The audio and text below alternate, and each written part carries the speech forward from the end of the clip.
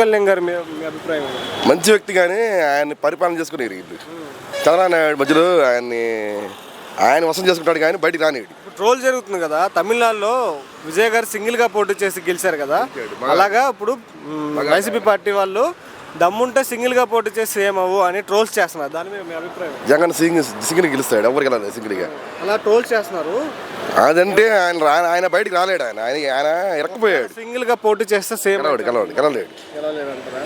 ఆయన వల్ల కాదు. ఎందుకంటే మొన్న సింగిల్గా బయటకు వస్తే చిట్టు కొడిపోయాడు. ఆయన ఎవరు గెలుస్తాడు కానీ ఆయన పార్టీ గెలవద్దు. ఇప్పుడు డిప్యూటీ ముఖ్యమంత్రిగా అదే ఉప ముఖ్యమంత్రిగా ఆయన డెవలప్మెంట్ ఎంతవరకు ఉందంట? చంద్రబాబు నాయుడు ఆడిస్తాడు అంతా చంద్రబాబు నాయుడు చేసేది. బయట అడుగు కూడా పెట్టనివాడు.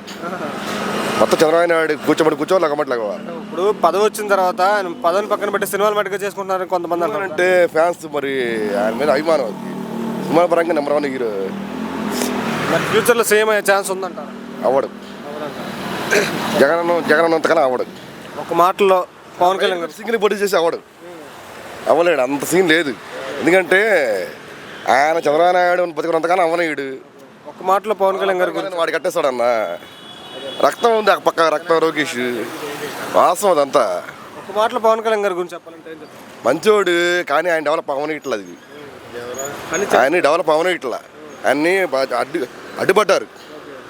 పవన్ కళ్యాణ్ వ్యక్తిని కప్పెట్టుకున్నారు. చంద్రబాబు నాయుడు మధ్యలో ఉన్నాడు. ఆయన చంద్రబాబు నాయుడు వయసు ఏమైనా అయితే పవన్ కళ్యాణ్ ఎవరు సీఎం అవ్వచ్చు.